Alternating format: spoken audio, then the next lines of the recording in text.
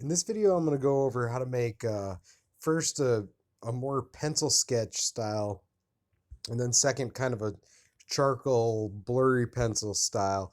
Uh, I actually had an Instagram comment thinking that this was actually done traditionally, and that was probably one of the biggest compliments I've gotten.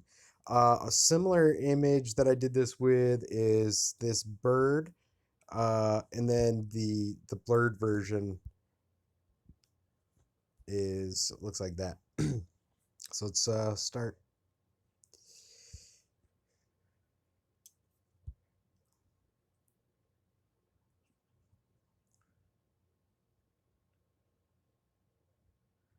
I'm going to use this cat image,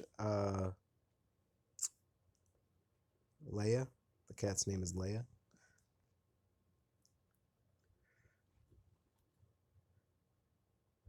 I'm going to resize this to about that. Okay, so I'm going to go over this a little bit fast. I'm not going to do the entire image because it probably would take 15-20 minutes. Um, and I probably screwed up 6 times and have to start over each time. Okay, so what I'm gonna do is go to the color. I'm gonna leave it at black, but I'm gonna turn down the opacity and the hardness just a little bit. And the reason for that is I want it to be a little bit softer than just a solid hard dot. Think of how a pencil lead is a little bit softer than a pen. Okay, now I'm going to turn in the levels, I'm going to turn the edge mode on. And then in the dots, I'm going to turn the right one to the left a little bit from its starting position. And I'll leave the min dot size as it is. I'm going to turn the brush size, I'm going to make that small. And the reason for that is anytime you're using auto edge or just auto threshold, smaller brush sizes give you a more localized uh, output. And I'm going to turn the density up as well. So now when auto edge is on, you'll see that it draws the edges very well. And I'm gonna go over the edges first. Turn the brush size down a little bit. I'm gonna go over the edges first because that's similar to how somebody might make a pencil sketch. They might attack the hard parts or the hard edges in their sketch and then fill in with shading the uh, the rest of the image. So as I go over the edges of Leia, you'll see that they get drawn. Now in some spots, you'll see that it won't pick up the edge quite like you want it to. Now, one way around that sometimes is if you invert your draw map, you'll you can pick up the outer edge as opposed to the inner edge of the dark area. So if I was doing this sketch, I would go over all the spots that I want to emphasize, like the cat's face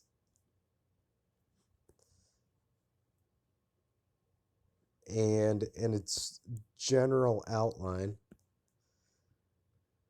I like it when it can pick up the individual fur hairs in the fur.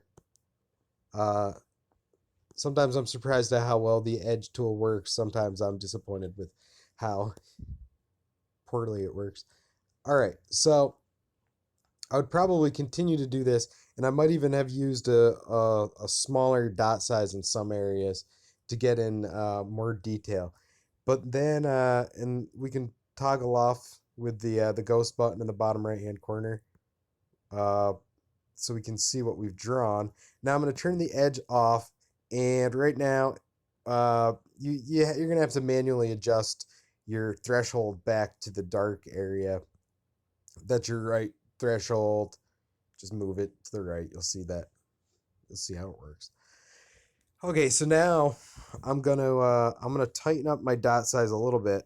So I'm gonna take my left dot size and turn it down a little bit more.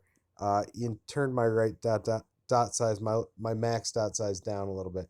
I'll make my brush size a little bit bigger, density down just a hair. Now I'm gonna go back in and draw all over the entire cat now. Turn the brush size up a little bit, expedite things. And I would continue to do this over and over again. Sometimes it comes on a little more subtle than you'd want it to, especially in the lighter sections. But if you keep going over it, you'll see that we slowly build up the drawn in area. And I guess the analogy here is that with a pencil, we would just be sketching in lightly and lightly the tone until we got the shading that we were looking for.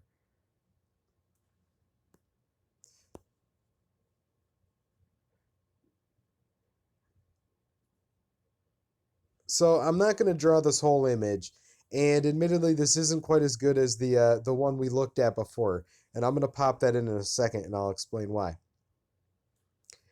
But but it's starting to look okay, and the more we draw, the better it's going to get. And the thing with Stipple is definitely subtlety. It works.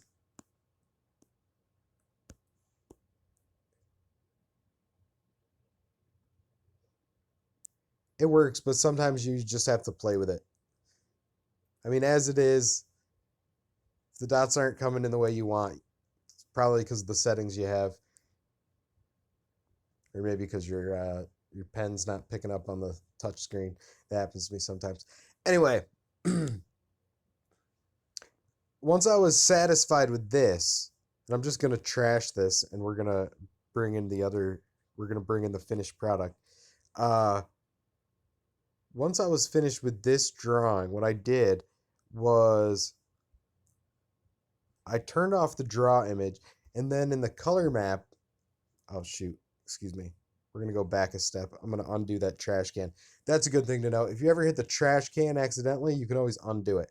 Now what I'm gonna do here is I'm gonna save this image, and then what I'll do is I'm gonna bring this image back, but I'm gonna bring it in as the color map. Uh,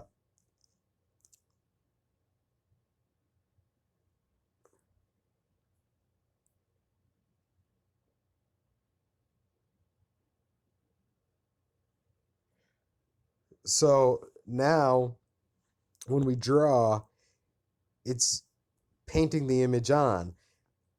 And since the dots aren't exactly lining up exactly with where we had put the dark spots, we're getting all this gray tone that didn't exist in our source image. But right now I'm gonna trash that. I'm gonna go to the color map. Now I'm gonna bring in the image that I drew the other night because as I said, I spent more time on it and it looks better. So uh, this is what it looks like. You can use the techniques that I just described to get a very similar effect. Uh, and as I said, I don't want to make this video a half an hour long. So now I'm going to shut down the levels. I'm going to shut down the image controls. So I'm going to turn the opacity. Uh-oh. I'm going to turn the opacity and hardness down all the way to just about 10%. And I'm going to turn my brush size way up. And now this is a similar technique to what I've done in the blurry smudgy tutorial, if you've watched that, where I'm going to go over this multiple times in varying amounts of dot size, and that's going to control the overall detail. So you can see that right now we can vaguely see a cat, but as I turn these dots, as I make them small, the detail is going to start to pop out.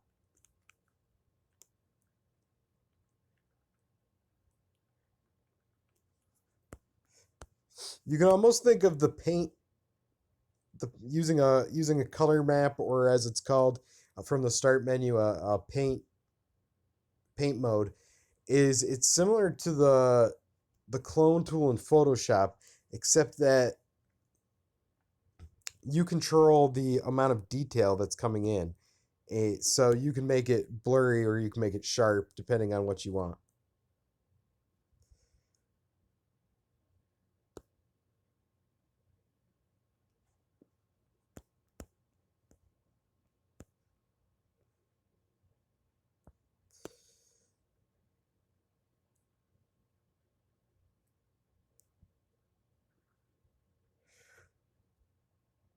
So now you can start to see the cat's facial features coming in. And so what I had done with that one, the end product that I had shown you in the beginning of this, was tried to make it look as if the detail was blurred, almost like a lens blur, but blurred with charcoal. And I think that's kind of a neat idea because if I was drawing something like this, if I had the skill in real life to draw an image like this with a pencil, I don't think I would take the risk of blurring out certain parts of it. I would feel like I was ruining my drawing. But with Stipple, the stakes are pretty low. I mean, you screw up, you hit undo. You don't like it, you trash it and start again. It's it kind of gives you some freedom that real drawing doesn't. And obviously it's 1,000 times easier than drawing in real life. Come on.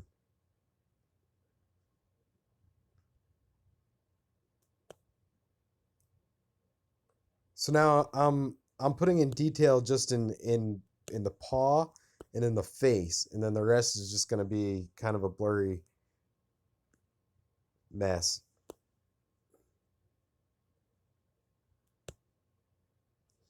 And then one thing I like to do to top it all off, when I'm getting close to just about done, I turn the opacity up, and then this is gonna put the detail in almost exactly like the source image, just for this spot, just on the paw a little bit.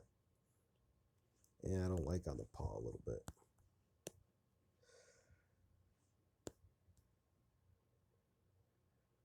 So we've gone from,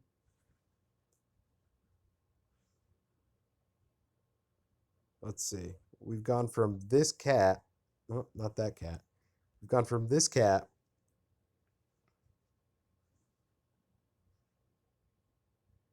to this hard edge drawing, and then finally to this soft charcoal look. Uh, this is definitely a more advanced technique. Having to bring your drawing back in to your color map is definitely not something I expect the average person to be doing, the average Stipple user to be using. But who knows? I don't know what you guys are capable of. You guys might be able to do this better than me. I hope you can. All right, thanks for watching.